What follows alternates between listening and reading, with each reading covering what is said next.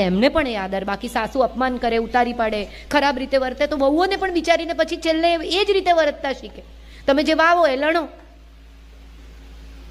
માટે આજે જે લોકો હાજર છે એ બધાને મારે કહેવું છે કે પ્રેમ છે ને પરસ્પર છે.